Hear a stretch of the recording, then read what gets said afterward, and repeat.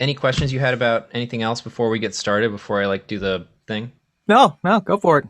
Okay, cool. All right, so now I'm gonna take a deep breath and introduce you, basically. Sounds good. Okay, cool. Uh, Greg Henkin, Greg's Guitar Lessons, thank you so much for joining us. Welcome to Top Teachers. Thanks for having me. So we have had a bunch of these so far, and they've all been really good, and it's really interesting. The idea is just to talk to people um, who are teachers and how they got there and where they started. So the best place to start, really, I think, is where you started playing guitar. Do you remember how old you were? Oh yeah. I got my first guitar on my birthday, 1995. I was 13. Okay. And I saved up my paper route money. And this was, as far as my parents thought, this was probably just going to be the next hobby that I started and quit a couple months later. Sure. But we went to the local guitar store and I went in and I said, hey, I'd like the Squire Stratocaster hanging there, $199, please. But I need it left-handed because I'm left-handed. And the guy's like, well, do you already play? I said, no. He's like, well, you're going to be terrible no matter what. If there's no like physical requirements that need you to be lefty, why don't you play right-handed? You'll thank me in 10 years. And he was spot on. I am so fortunate to have started playing right-handed. That is wild, because Yeah, as you were talking, I was looking over your shoulder, and I was like, I feel like that pick guard is on the side for like a right-handed player. yeah, yeah. So I mean, ultimately, I'm just a normal, slightly ambidextrous guitar player in that regard. But I started taking lessons at that store and had a couple teachers. The first one had moved away early on, and the next one was a young guy, and I loved him. I looked up to him so much. He ended up being one of the biggest influences in my life, and so How early long on, did you? Yeah. Go ahead. Sorry. Go ahead. no, so I probably took lessons with him for 6 years, give or take. And he had encouraged me to take lessons with other guys, just to make sure that like I would work on other genres, things like that. And What what was he the had, difference between him and the? Oh, I'm so sorry. I keep interrupting you. But oh what no, was the you're big good. difference between him and the other instructor? Like what Well, was different? first instructor was Floyd Rose, Super Strat, skull and crossbone inlays, and you're going to learn how to shred right away. And it was 95. I was a kid. I wanted to learn Green Day and Nirvana, and I Sure. wasn't going to shred, at least at the time.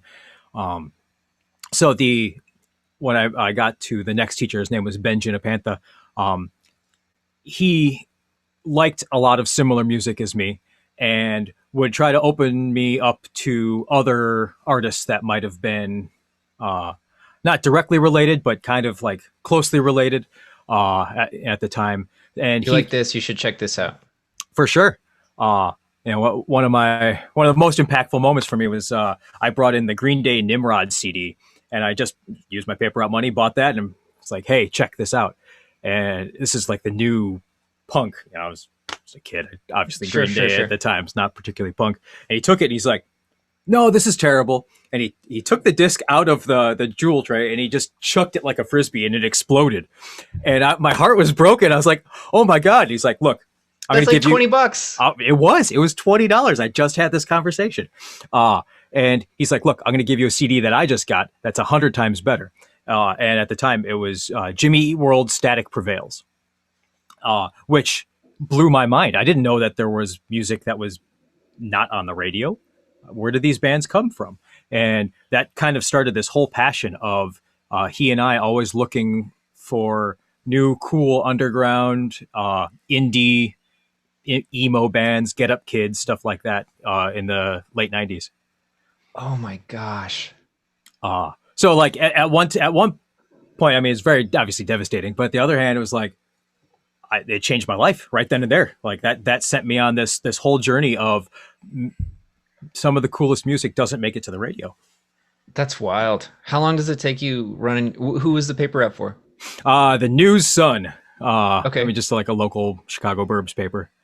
And how long did it take you to earn 20 bucks? Too long. you know, uh, Yeah, So but yeah, it was okay. And he ended up getting me another CD later. yeah, He just wanted that impact. that's Mission really accomplished. amazing. So you talk to me about more about the transition between those two. Like, what was your first lesson with your soon to be like guitar mentor? Like, Um, how soon did you know that it was kind of like it was better?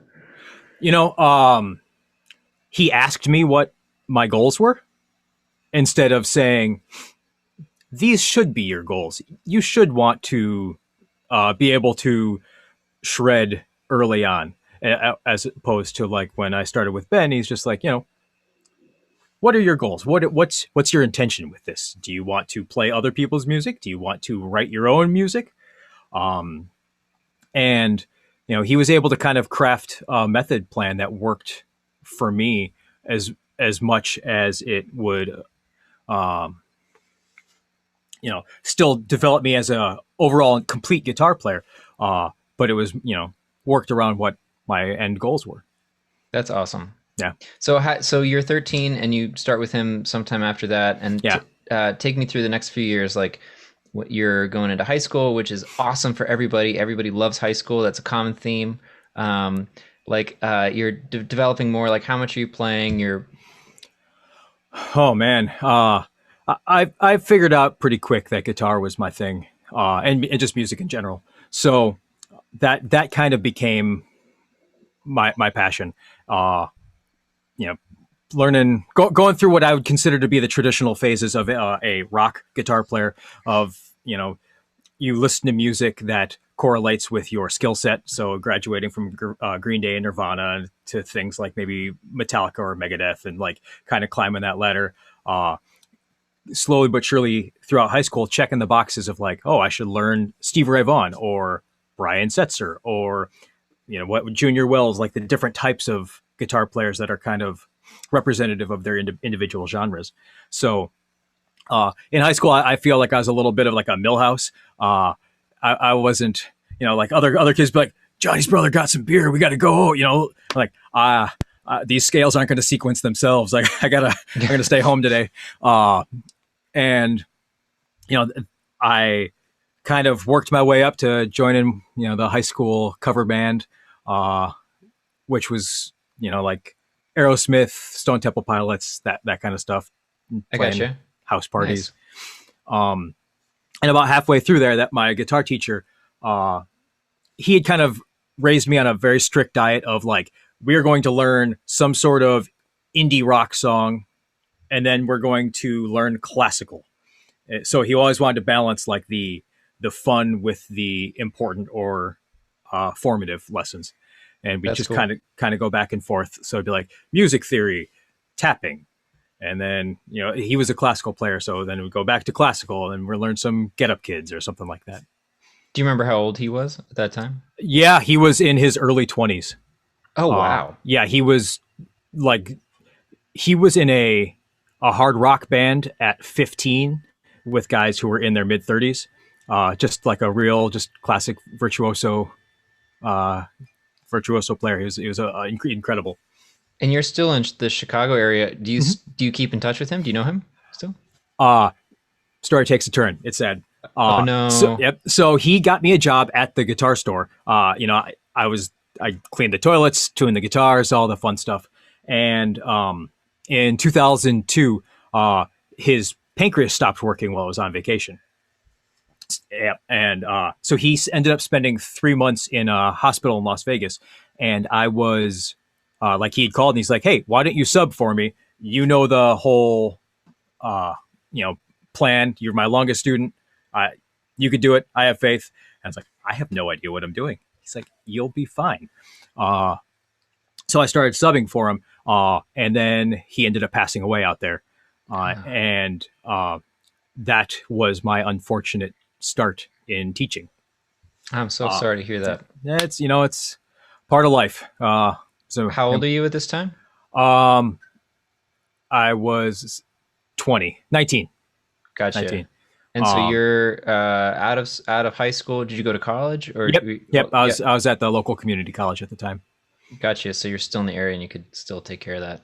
Yep. Wow. So that's tough. That's a 3 month transition. So were you calling him up kind of every keeping day, base? Yeah. every day. Yeah, like he was like I was fortunate that all of my best friends in the world all happened to work at this guitar store.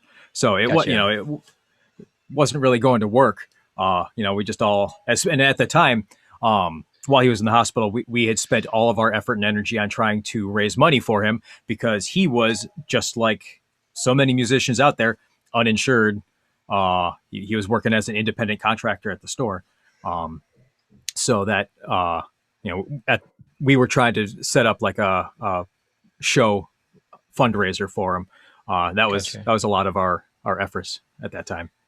Did did he go to Las Vegas because he had family there, or? No, it was winter. It's miserable here. He just wanted to go to Oh, Vegas. okay. I got it. Okay. Oh my God, that's terrible. What were Yeah. those first lessons like when you were stepping in? It must have been kind of a mix of Oh yeah. It was like, yeah, go ahead. no. It was a total whirlwind of emotions because I'd known all the students because at that point I was managing the store essentially. So I would deal with them weekly, but just not in that capacity. So to make that transition, it was one dealing with the emotions of my friend's sick or my friend had passed away, and then trying to be social and personable, and really trying to identify what type of communication would work in that setting, and then figure out a methodology, a lesson plan, identify where these students were at. It was learning on the fly. Uh, How far were you like in terms of where you were at?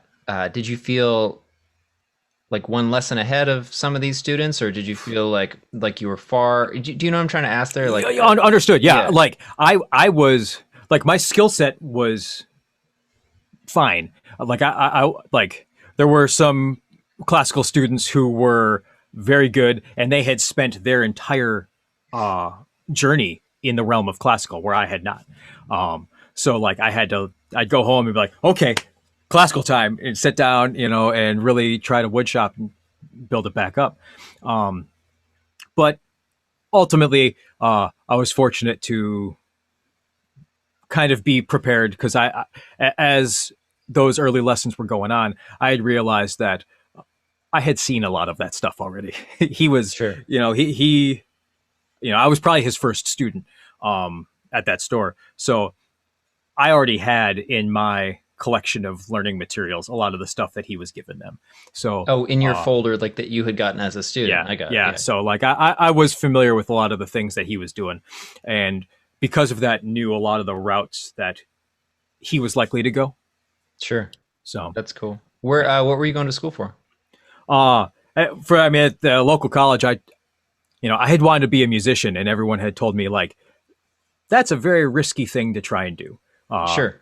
so they're like, explore other options. So I went and I took literally every class at the local college, hoping to find something that would work. From oceanography to criminal justice, like just everything. And then I realized, like, no, I'm going to be some form of musician either way, and had never anticipated any of this happening. Yeah.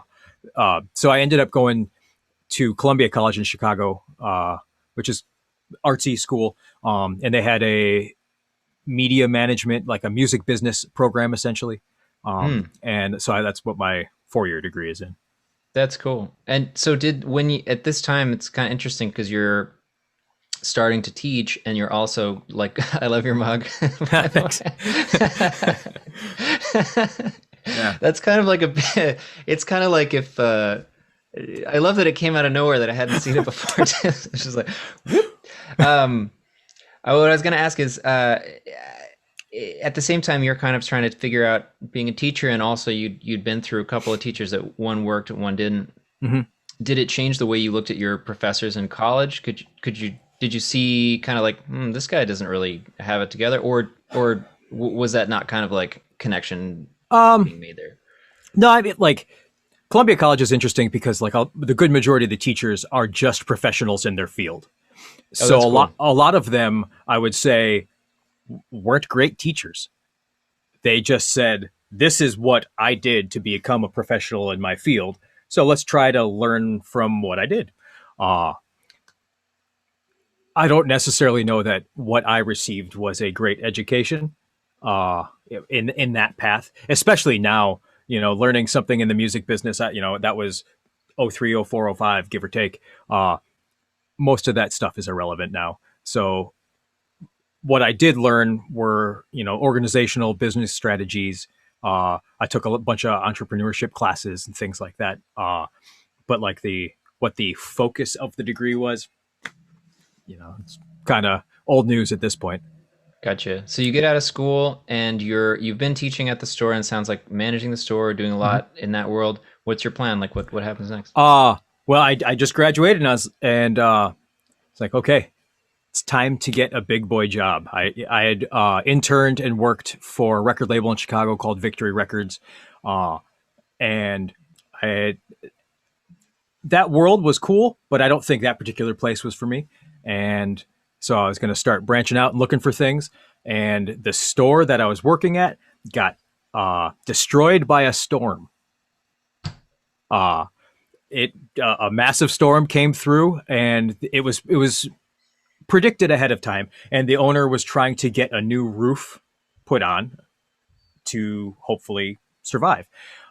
It did not go to plan. By the time the storm hit, there was, I think the roof was off, but there What was kind no of a roof back storm? on. It was They called it a gustnado or a derecho. Uh, I want to write that that down. yeah, Gustnado. that's what the news called it. I think it's probably Wow. the worst name I've ever heard. Uh, Uh, but basically, just like 70-mile-an-hour windstorm without a tornado, and so the store basically shut down, and all the teachers were independent contractors. Um, and How many the teachers? I think 25. Oh, jeez. Yeah. Um, so very quickly, everyone's out on their own, and um, it How old are you? was 23. Okay. So a real adult with everything figured out. Got it. Yeah. Oh, yeah. Yeah. It's no problem. Hmm. uh, so, yeah, it's a very, very odd journey to get here for sure. So I took a couple days and was fortunate to be one of the teachers who would communicate to my students outside of the store as well.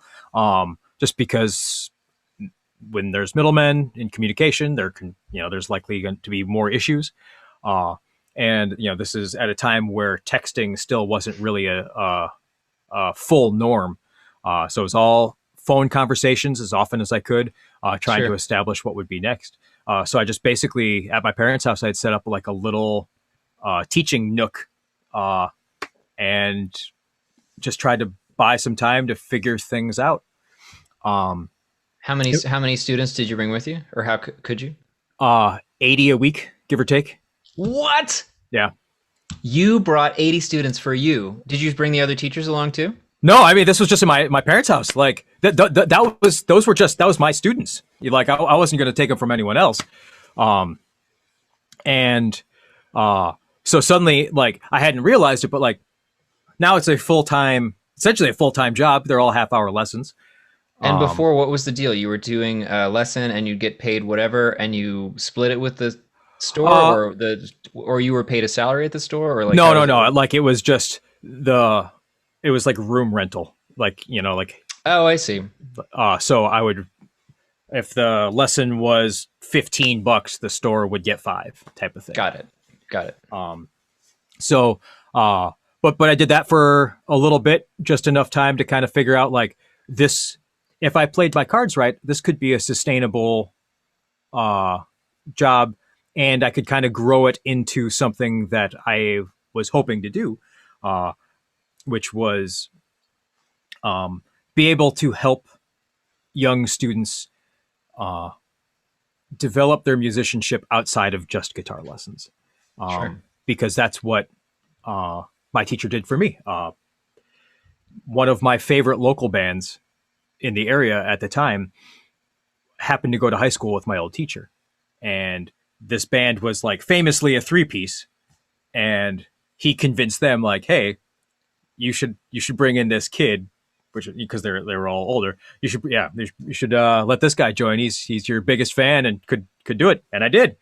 And then I got the full you know experience of the band treatment of playing cool shows all across the country, and that whole formative education of that end of musicianship. That's awesome. So, Yeah, and during that time, you must shut down your private students, or you just whenever you guys go out on tour, you take a break. yeah, yeah. Uh, and at that time, lessons were all paid, essentially like at a per lesson fee, so like it wasn't a huge issue. Uh, and I had a bunch of really talented students, so if I had to miss for any extended time, I'd always just have a sub come in, Oh, that's cool. like my teacher had done for me. So that because to me, it's important that the process remains consistent as best you So can. talk to me about that. That's interesting. So how long were the tours? Where were you going? Oh, I mean, nothing long, but like you know, we were not a very successful band, but regional for sure. We played every weekend for years. Uh, Trip to California and back, so just stuff like that. That's awesome. Nothing to show for it, really. I feel like one of the things, one interesting like disconnect of, or not disconnect, but one interesting thought, uh, is like the difference between like the Beatles and the Rolling Stones. Like seems to be like, is it creating an artifact that you then look at later, or is it like the experience of creating the music? And I feel like there's like the Stones probably a bad example for that, but you know what I'm trying to say, like that Yeah. difference between like uh the performance being the thing or the artifact being the thing. Hmm. I don't know. I feel like there's something in there. Yeah. No. Absolutely. I reference the Beatles pretty often with their whole honing their craft. In Germany, playing every day, every night to try and make sure that their product was as polished and perfect as possible. Uh, Prior to them going out and doing exactly what they're known for now. Yeah, yeah. So talk to me about the transition between a corner of your parents' house and then like growing and changing over the years. Like how did that happen, basically? Sure. That was stop number one, essentially, at my parents' house. Just enough time to figure out what would work. Um, and like what I wanted to be able to provide students were lessons, one-on-one lessons. I wanted to be able to educate them in the world of recording, um, and have the gear to just like the hands-on lesson. If they want to hear what their Green Day riff sounds like through a Marshall JCM 800 half stack, I wanted that to be like a tangible process. Nice. That's not easy in a cube at a store. It's not easy with mom and dad in the other room. So I ended up renting a house with a friend that had a basement that was ideal for that scenario, and set up like kind of a mock recording studio, so that way students could, if they wanted to record, if they wanted to hear what it sounds like when you move a microphone on a speaker, all of those things were an option So it during sounds like a lessons. lot of your students are like adults and people that and let me know if I'm off base here. Like it seems like they're people that aren't like learning their first chords. They're like interested, maybe more advanced students. Like talk to me about the kinds of students you had then, and then kind of like the mix of who you were teaching at that time, and how that informed what you were doing. Yeah, absolutely. I've always been involved with local music, and I feel like when you're a guitar teacher, there's always going to be the demographic of like middle school male students. That's where, at least for me, that's where a lot of students start. Male more than female, and middle school always seems to be about that age. Um, and hopefully, if I'm doing my job, I by the time you know, especially by the time they're in high school, they will be able to be in a band. And my goal is always to try and make sure that they don't run into those same pitfalls that I ran into or other young musicians do. Uh, Try to prepare them to go out for gigs or recording, in any way possible. So with that, um, being tied into the local band or local music community, I would also get a lot of these uh, musicians who, I'd say peers, younger or older, um, who are already established performers, but they either want to hone their chops or they want to be able to record better demos or things like that. I Um, saw something funny on your Facebook feed when I was trolling you before doing this about like a local band caught taking performance enhancing lessons. I thought that yeah. was pretty funny. Oh God. It's the Hard Times. That's the best website on the internet. Oh, I haven't seen it. It is. It's like The Onion, but specifically for musicians, and doubly funny if you are in like the indie emo metal music community. That's awesome. They're the best. That's Uh, awesome. So you're working with a mix of people who are already playing people, and then also your army of middle schoolers that continue to march towards. Perfect. That's perfect. Yeah, Um, and right around this time, like I had gone to, uh, I went in one day to pay my car insurance, and I was friendly with my car insurance agent, and she's like, "You do music? What would you say if there was a local, like a teen center for kids to play music?" Yes, that sounds great. Uh, she's like, "Would you like to help?" So that would have been 2004, right before the store had shut down, and uh, we had fundraised enough money to essentially be granted a building in our community to rehab and turn into something that became what we called the Oasis, which is a teen center in Grays Lake, Illinois. And my friend and I built a full stage, like as good as any club, like smaller 200-person club in the city. Uh, and we had bands in there every Friday and Saturday night from 2008 to 2018 ish. that's Um, awesome. and so because of that, I was like hands on in the music community, in it kind of like bi-directional, where like I was able to help young bands in my studio polish, develop their sound, work on their songs, get ready to perform, and then have the actual venue for them to perform. And I was able to like, book nights where it's just all of my students' bands in one, like be able to play like a full club with lights. They would get a recording of their performance. Uh, and they were usually pretty good, which meant that other bands that might be seeing them would then come back for lessons or help with their recordings and songs. Oh, that's awesome. So Um, you had like a feedback loop going on. Who's yeah. coming to these shows? Uh, well, a lot of local, young local kids. We were aged or Oh, so targeted. yeah. Oh, go ahead. Sorry. I say targeted 12 to 18. That that was always our goal. Our goal. Gotcha. And I remember I grew up in Maine and we had a venue like that. And I can't remember the name, but it was really cool because you don't think about it once you're a grown person and you can go anywhere, but all the music is at bars Yes, and, places where you're not allowed to go. for sure.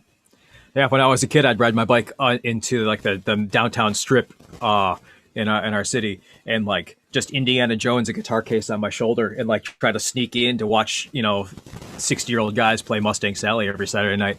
Yeah. So it was cool to be able to, again, it all goes back to my old teacher, to try and provide the new generation with the things that I wanted, or what I felt like I was provided with. That's super cool. And so at that time, is it Greg's Guitar Lessons? Is that business started yet? Yep, This is yep, this is Greg's Guitar Lessons time? yep. Cool. And how has that changed since from then to now, basically? Like, how is that?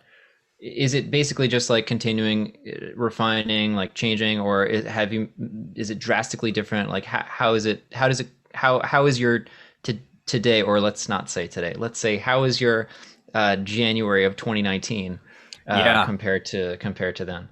Um, I would say a lot of it is similar.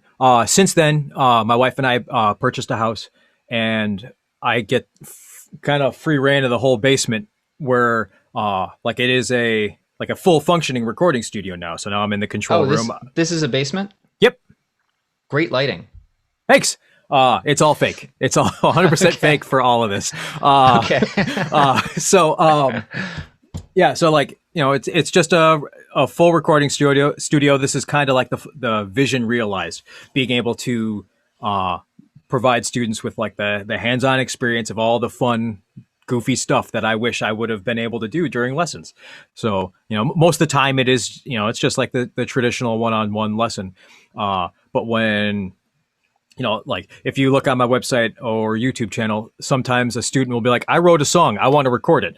And like, I've got one student on there, her name's Olivia. She would just sit out in the room and I'd put a microphone up and record her, and there's her song. That was how we spent our 30 minutes or hour that day. Sure. And it's a cool opportunity that um, I feel like it kind of makes what I do a little different than the lessons I had growing up. I mean, that is super cool. Can you imagine? Like, you have basically, if you want it, studio time booked every week with your lesson. That's pretty rad. Yeah. Yeah. And and again, sometimes it's just like, kids like, I want to buy a big muff pedal. Which one do I get? Can like, okay, well, let's crank them up on some amps. Let's hear the differences. I have a handful of different pedals. We can kind of get a feel for it.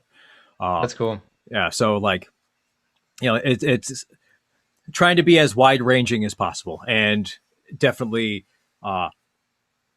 kind of modified over the years with the changing technology and the different opportunities it provides.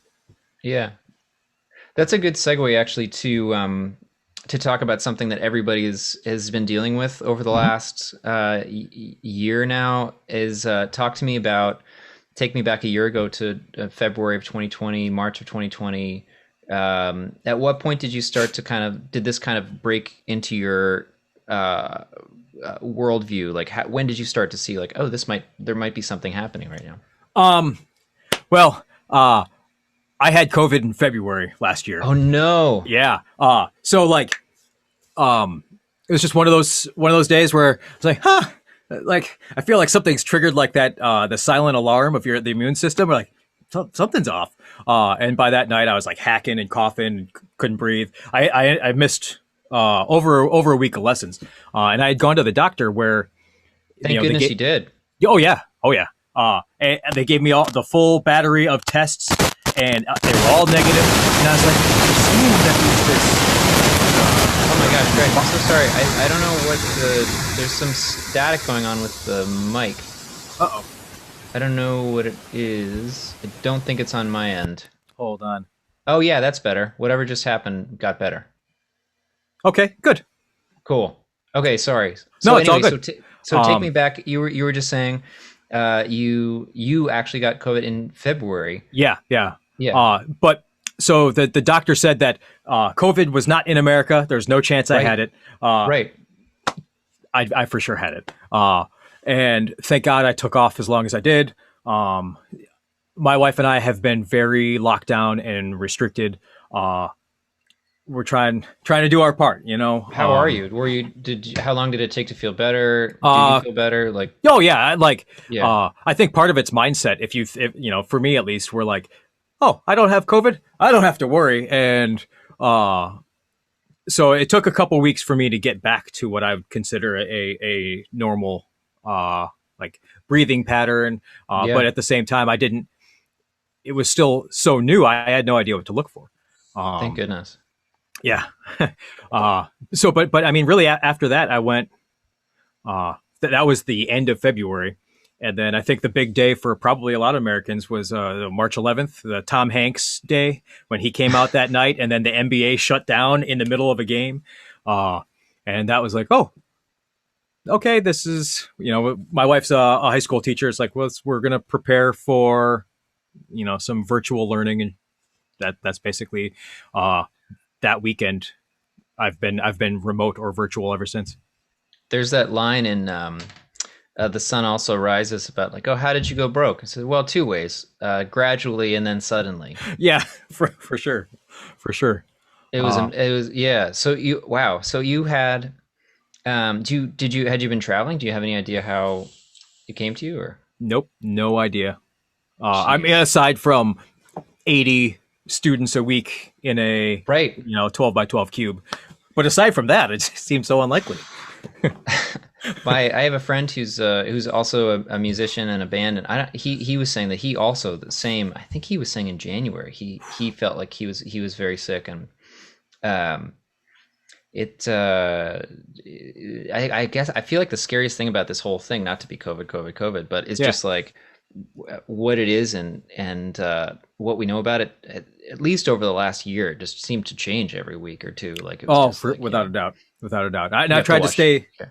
tried to stay educated on it as best I can. There's a Sure. very vocal doctor here, Dr. Rob Citronberg, uh, who he tries to put out as much info as possible, very frequently, and I follow everything that he's got, and like I am actually feeling better about all things now that the vaccines are rolling out, and Yeah. they feel like they know about 80% about this virus, where a year ago it was 4%.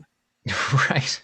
So talk to me about those conversations with your students. You'd already canceled a week of lessons, and then at some March 11th or whenever you're Mm-hmm. gonna go remote. What was everybody's reaction? Did most people come along? Did you lose some people? Um, I lost a handful of students who didn't want to deal with the technological hoops to jump through for all of this, which I get. Sure. Uh, you know, they're overall, it's been a very positive uh, process with very little technological issue. Um, but when things don't go well, it's very frustrating. So I don't fault anyone for not wanting to deal with remote or virtual lessons. Um, Sure. but like I said, my roster floats about 80 students deep, and I think there were 4 people who just it didn't work for their lifestyle. That's Um, a lot of people. yeah, yeah, but like ultimately, everyone has been real supportive. I feel fortunate that I had been doing virtual lessons basically for a decade. Uh, I have a very unsuccessful YouTube channel that has reached a handful of people, and a handful of those people liked what I did and wanted lessons, and so that's both national and international. So like I've been set up to do this for a long time. I've got everything PDF'd and guitar profiles and all that good stuff. So it wasn't a big process on my end, but trying to get students acclimated to uh, this kind of new normal of learning that's a whole other story. Yeah. So had you done the transition of people who'd had in person and then you were moving them to remote before? No, outside of the occasional snow day, Sure. which is good. Like it keeps the income consistent without Sure. having to cancel too many days like this. So talk to So me about like technically how have you been doing it? Just pretty much like open up the laptop and you're good to go, or do you have a setup that's worked well for you? um, for the most part, it is just the laptop. I'll use whatever app is most familiar or comfortable for the students. Uh, I think Zoom and Skype have been the most ideal. Like I don't like that FaceTime mutes computer audio in the background. So Okay. or it doesn't mute it, but it suppresses it significantly. So like if Sure. I wanted to reference a solo that we're gonna work on, I have to use my phone next to me, Got it. which is not it's not ideal. Got it. Um, Got it. but yeah, I mean, uh, fortunately, But yeah. Oh, say that sorry, go ahead. no, I was gonna say like the technology on a laptop, like this is a MacBook. The camera is fine, and I can, when needed, I can use a fancier microphone to make it sound better if that's what the student needs. I mean, it's pretty wild. Like we were talking a little bit before we hit the play button about just how incredible it is that you can do this. I mean, we're doing all this the same exact way. Like it's if you're going to have a global pandemic, you may as well do it in 2020 when there's better technology than. Can you imagine? When I was a kid in the end, like 1999, we had a huge. I grew up in Maine. We had a huge ice storm, Mhm. and we lost power in some parts of the state where we were for a couple weeks, 3 weeks. And I remember Like we were just not prepared for that. Like nobody had a I mean, obviously that's a different scale of emergency, but For nobody had a sure. generator, nobody had this other stuff. And I just remember like, you know, there we go. You would like read a book. Yeah, Like it was like a different world. for sure. It's what's going on in Texas right now, right? Uh, Oh my gosh. yeah, I couldn't fathom. But in terms of yeah, like global pandemics and virtual lessons, like we are very fortunate to be able to maintain and do this in this regard. Yeah, I don't want to take too much time. I want to just ask quick, like what some people have talked about latency being a problem with lessons. Like what's been really successful for you and your students? What has been difficult? You know, I think that latency, like I don't know of a way that there won't be latency until bandwidth is, probably double what we currently have. Um, and you can get close, which is fine. But ultimately, uh, what has worked best for me is uh, doing my best to verbally communicate, have them perform a song on their end. Uh, if they're going to play along with the song, something I've always used is YouTube for playback because they have YouTube's playback algorithm has the playback speed that you can adjust. Oh, that's cool. I hadn't thought Uh, about that. That's a good trick. yeah, so like I know that there's been like the amazing slowdowner app and all those things where you could import MP3s.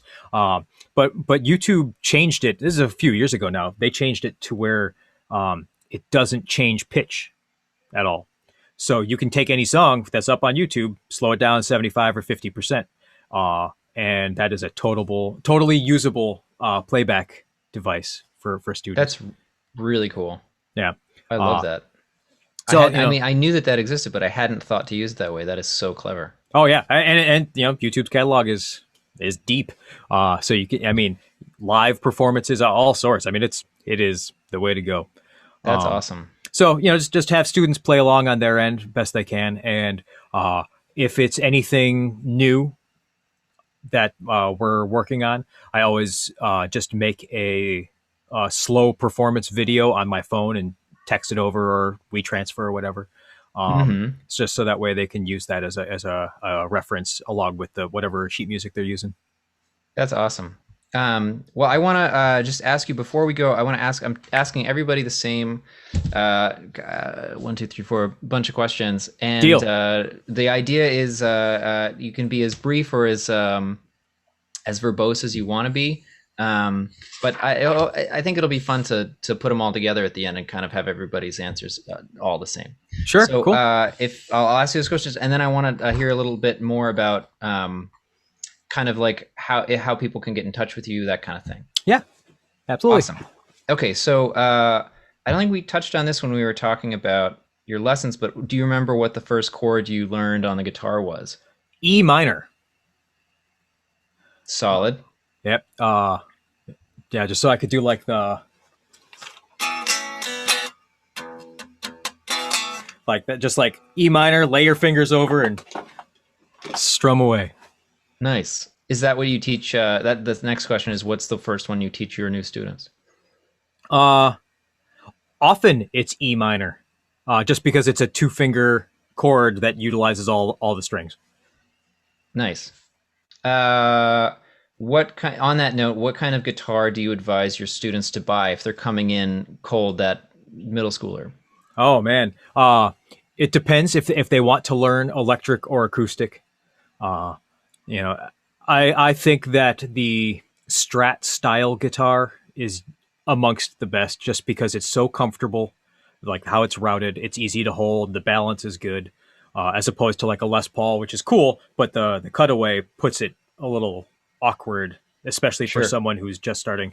So the a Strat of some kind. Nice. Oh yeah, and that's kind of matches with you. You were saying you got a Squire Strat as your Yep. first guitar too, Yep. on which you played an E minor. Oh yeah, all the time. What was the first song you remember playing? Oh, About a Girl by Nirvana. Solid. Yeah. E minor to G. What is one thing that you tell your students to do that they reliably do not? Um, Practice every day. Like 30 minutes a day. It's tough. World's different. I don't fault anyone for struggling to find consistent time daily, or practice standing up. That's a big one too. Why? How many concerts have you been to? Most of the time, they're standing up. I always ask that question. That's great. So, What is one thing you tell your students to do that they reliably do not do? Or sorry, that they reliably do. um, have fun. Like I try to remind them, like, we do this because it's fun. Uh, I've had some kind of taskmaster student or teachers, and those lessons aren't fun. We like if we are fortunate to play music, we get to do it. So I always try to encourage, like, just you know practice, work hard. Sometimes it's not going to be exciting, or maybe the challenge will be frustrating, but still have fun because we get to do this. It should be Nice. fun. That's awesome. Oh, sad again. What is your go-to song to teach people who've never played? So after you teach them that E minor chord. Oh, the first song that I usually teach people is Green Day, "Time of Your Life." I never need to hear that song again. I've heard it a billion times, but it just happens to be something that uses three simple chords ultimately, uh, and you can use the same strumming pattern, or you can pick single notes and arpeggiate it. So as an educational tool, it has a lot of value, and I've yet to find something that I feel most people know. So I'm not like giving them some obscure deep cut for they know this. It is a great example of how to use the three chords they just learned. That's That's that's actually a good segue. Also, another nice thing about that song is that the he messes it up on the record, so you don't feel so Yes. bad about. Yes. I say that every time. It's just like, look, the guy who wrote this botched it twice before he plays it. And that's Uh, another one. I use the YouTube version because there's someone edited it to be a clean version, because he, much like most musicians when they mess up in the studio, had some colorful word choices. Gotcha. That kind of segues into something that isn't on this list of questions, but that I find that came up in a another show we did last week, and I thought was interesting. Generationally, do you find that you have to change the that song? Like, so if you're teaching somebody in their maybe in their 60s, they might not be familiar with that song. If you're teaching somebody in who's 13 now, they might not be familiar with that song. Um, yes, uh, but for the most part, it's. I think that Green Day is such a household brand that if if I say, "Hey, you're going to learn Good Riddance, Time of Your Life," a 13-year-old kid might just kind of like look confused. But if I say, "Hey, we're going to learn Green Day," they're like, "Oh, yeah, Green Day, cool." And really, and I always try to express this to a lot of students, like, the songs, especially anything that I kind of select and say we should learn this song. Uh, those songs are very rarely songs that I'm trying to teach from a musical sense. It's always some sort of mechanical action, very much Mr. Miyagi. Like that, like Green Day, we're picking down, down, up, down, up to get that picking pattern. We're going to learn economical picking, things like that. I really don't care about the song nearly as much. I save that part for when they bring in their Green Day jewel case to me to like, yeah, we should learn this one. Uh, so like ultimately songs, uh, you know, I I encourage we learn these because it provides this mechanical technique that I know we can kind of do. But if they have a list that we can kind of harvest techniques from, I'll use one of the songs off their list instead. Gotcha. That's awesome. Um, if you weren't just a couple questions left, if you weren't a guitar teacher, what job outside of music would you like to do? Honestly, probably just like at this point, 9 to 5 office job. I'd probably be a pretty reasonable Michael Scott somewhere. Uh, is that because running your own business is tough, or why? Um, I think I am at this point in my life. I'm built for uh, that type of job or career where like I could probably survive that kind of environment.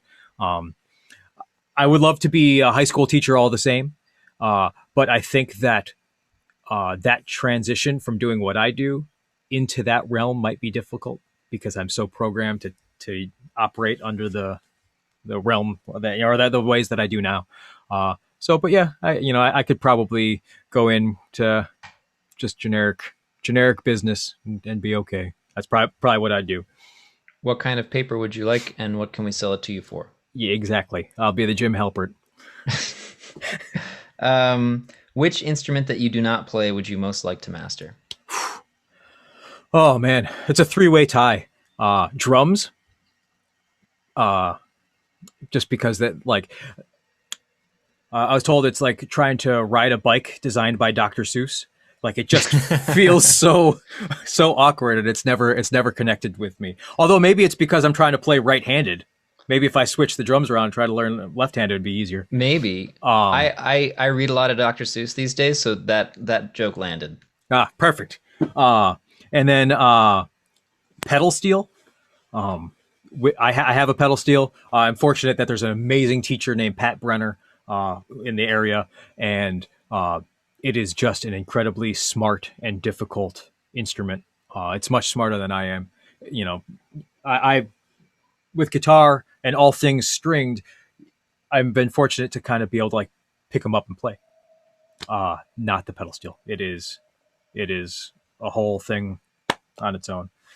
And then voice. I'd love to be able to sing well. They were like the first instrument, you know. I'm just not good at it. I said I went. That's kind of. I didn't bring this up, but I really enjoyed looking through your YouTube channel at all your cover songs, particularly the last year. But yeah, now that I think about it, it's not you singing. Yeah, a lot of times. Yeah, a lot of those cover songs are just. It started as a surprise party for a friend, and it's kind of turned into this whole thing. Not unlike Live from Daryl's House, if you've ever watched that with No, Daryl but I Hall. will. Oh yeah, it's a great show where like he would just have Like, musicians over and yeah. play with his house band. Uh, but that it just turned into this thing. If it was your birthday, you could pick a song you have to sing, and then we would just grill and record a cover song. Just have fun with it. It doesn't have to be perfect. Just kind of have fun with it. I So that's love what it. all those are. That's my favorite thing about it is that it just is. It looks like fun. Like you guys Yeah, are having fun. yeah, for sure. It's just a party. It's just, instead of like going out to bars or whatever. It's just. Unfortunately, most of my friends are musicians, and even the ones who aren't, they still participate. It's a good time. That's awesome. Well, we should probably wrap this up, but if people are listening to this or watching this and they're like, hey, man, this guy seems cool.